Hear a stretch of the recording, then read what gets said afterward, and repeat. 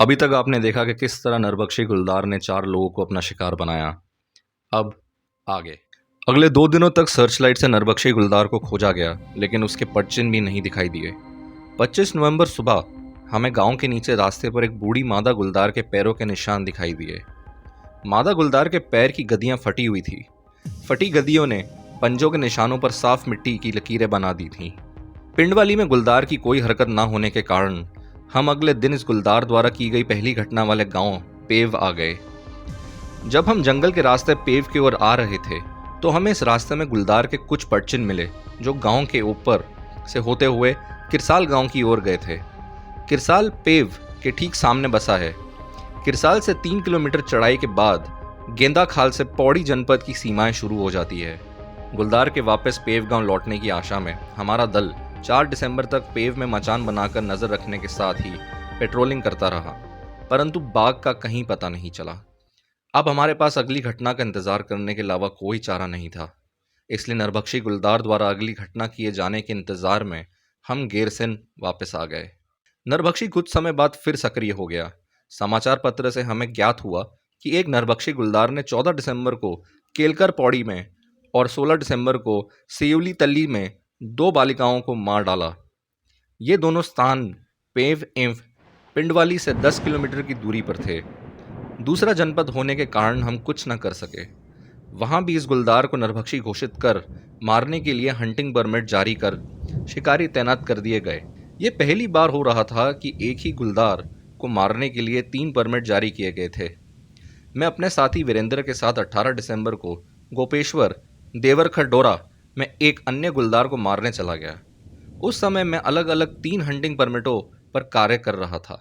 ये संयोग ही था कि 2 महीने बाद उसी दिन 21 जनवरी 2007 की शाम 7 बजे उसी घुमंतु गुलदार ने जनपद चमोली में पहुंचकर भटक वाली गांव की 40 वर्षीय चकोरी देवी को उस समय अपना शिकार बनाया जब वे गांव में ही दूध लेने गई थी।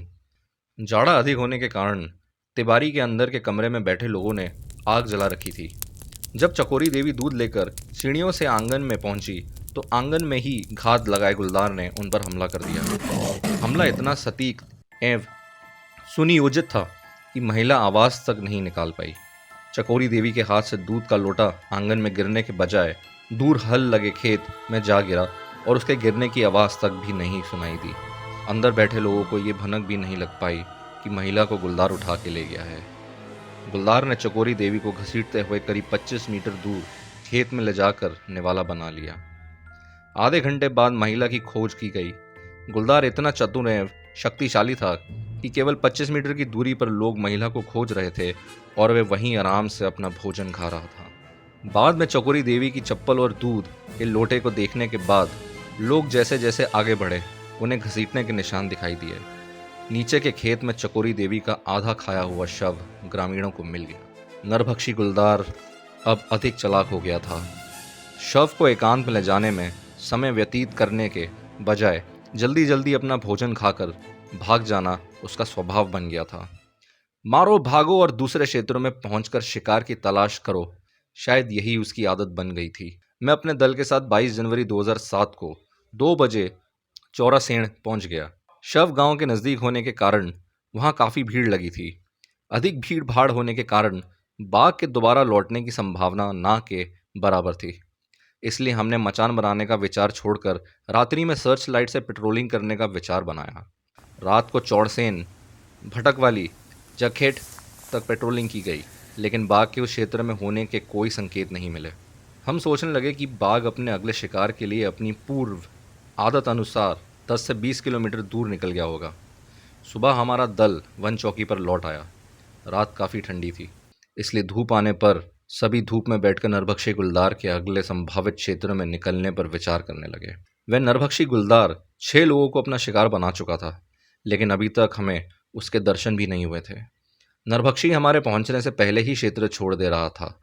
एक साथ 3 नरभक्षियों को मारने के कार्य के कारण हम थकान महसूस कर रहे थे। साथ ही उनकी आदतों की जानकारी आपस में विरोधाभास पैदा करने लगी थी। मैं अब इस नरभक्षी को अगले क्षेत्र में घेरने के लिए सभी साथियों से विचार मशवरा कर रहा था। 23 जनवरी 2007 को बसंत पंचमी थी, परंतु गांव में मातम का माहौल था। पूरी रात जगे रहने के कारण हम 11 बजे खाना खाकर आराम करने लगे।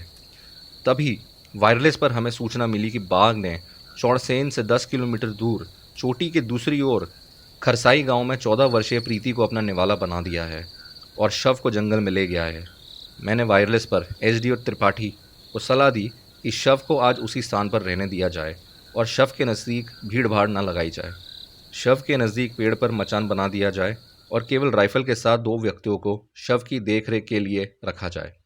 हम 4 बजे तक खरसाई पहुंच जाएंगे। खरसाई चौड़सेन पहाड़ी के ठीक पीछे जंगल से लगा 40 परिवारों का एक गांव है। ये गांव विकासखंड कर्णप्रयाग में पड़ता है। इसी गांव में प्रीति की विधवा माँ अपने 3 बच्चों के साथ रहती थी। गांव में बिजली थी, लेकिन टेलीविज़न की सुविधा कम ही लोगों के पास थी। 22 जनवरी को 16 वर्षीय प्रीति अपने घर से 4-5 घर नीचे अपने चाचा के घर टेलीविज़न पर फिल्म देखने आई थी। रात 10 बजे फिल्म खत्म हुई तो वह सोने के लिए अपने घर जाने लगी। इस क्षेत्र में नरभक्षी का कोई खौफ नहीं था, इसलिए वे अकेली ही अपने घर की तरफ चल दी। प्रीति के घर जाने का रास्ता खेतों से होकर जाता था। खेत खाली थे, इसलिए वह बिना रोशनी के चल रही थी। उसे इसका अंदेशा नहीं था कि खेत में गुलदार घात लगाए बैठा है। नरभक्षी गुलदार ने मौका पाते ही प्रीति को दबोच लिया। अंधेरी रात में कोई प्रीति की चीख भी नहीं सुन सका। नरभक्षी गुलदार के पास पूरा समय था। वह प्रीति को घसीटते हुए पास के जंगल में ले गया और उसने शव का थोड़ा मांस खाकर अपने स्वभाव अनुसार शव को पत्तों में छिपा दिया। जमीन पर रगड़ लगने के कारण शव से गर्दन टूट गई थी और 20 मीटर पहले अलग होकर खेत में गिर गई थी। उधर घटना से बेखबर प्रीति की माँ सोच रही थी कि शायद वह अपने चाचा के घर पर ही सो गई होगी। चाचा सोच रहे थी कि प्रीति रात को घर ही पहुंच गई है। सुबह जब देर तक वह नहीं आई तो माँ ने चाचा को आवाज़ देकर उसे घर भेजने के लिए कहा। चाचा ने उसको रात को ही घर जाने के बारे में बताया। माँ ने घर में देखा, परंतु प्रीति वहाँ भी नहीं थी। घर वापस आते समय रास्ते में उन्हें प्रीति का दुपट्टा खेत में मिल गया। चाचा की आशंका और आगे बढ़ गई। घसीटने के निशान देखते ही उनकी आंखों में अंधेरा छाने लगा। तब तक गांव के दूसरे लोग भी इकट्ठा हो चुके थे। किसी अनहोनी घटना की आशंका में सभी आगे बढ़ रहे थे, परंतु अभी तक एक आस घसीट के निशानों का पीछा कर रहे थे। लगभग 400 मीटर चलने के बाद प्रीति का कटा हुआ सिर और उससे थोड़ी दूरी पर उसका धड़ मिला। इसकी सूचना वन विभाग और प्रशासन को दी गई और थोड़ी देर बाद वनकर्मी भी खरसाई पहुंच गए।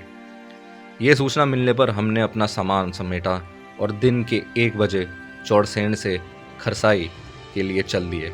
उस दिन बसंत पंचमी के लगन पर शादियां अधिक होने के कारण सभी छोटी बड़ी गाड़ियां शादियों की बुकिंग में लगी थी, जिसके चलते हमें 4 बजे तक कोई गाड़ी नहीं मिल पाई।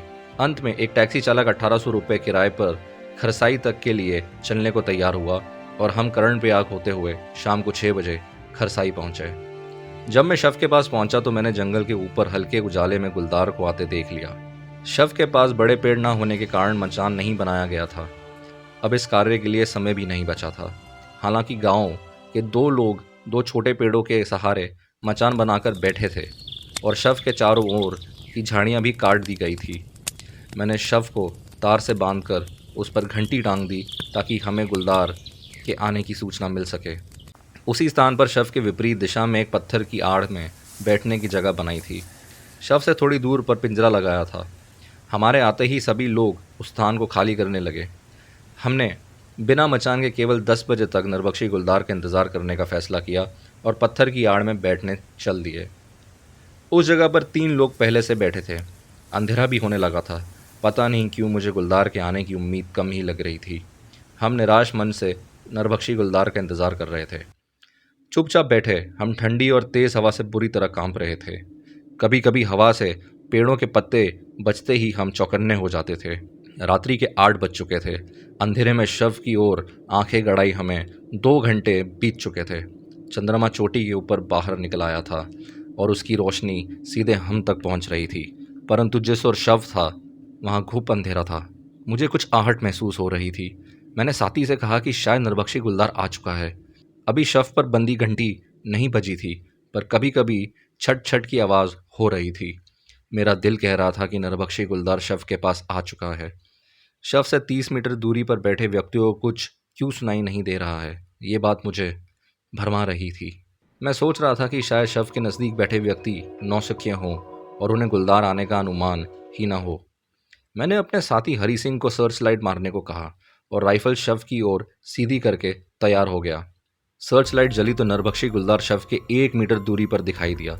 गुलदार ने हमारी हरकत देखने के लिए सिर ऊपर उठाया। मेरे साथी हीरा ने कहा, भाई साहब नरभक्षी गुलदार।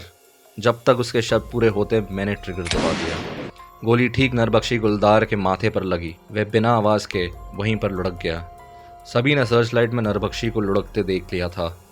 वायरलेस से वन विभाग के उच्च अधिकारियों को नरभक्षी गुलदार के खात्मे की सूचना दी गई। 5 मिनट बाद गांव के सभी लोग नरभक्षी गुलदार देखने को उमड़ पड़े। रात को ही प्रीति के शव एवं नरभक्षी गुलदार के शव को गांव लाया गया। गांव वाले दुखी तो थे, परंतु उन्हें नरभक्षी गुलदार के मारे जाने की खुशी भी थी। 24 जनवरी 2007 को गांव वालों ने हमें नम आंखों से विदा किया और हम नरभक्षी गुलदार के शव को लेकर गोपेश्वर चल दिए। उम्मीद करता हूं दोस्तों कि आज की कहानी आपको पसंद आई होगी। बहुत जल्दी मिलूंगा लखपत सिंह रावत जी की किताब पहाड़ के नरभक्षी में से एक और कहानी लेके। तब तक के लिए अपना ख्याल रखेगा। अलविदा दोस्तों।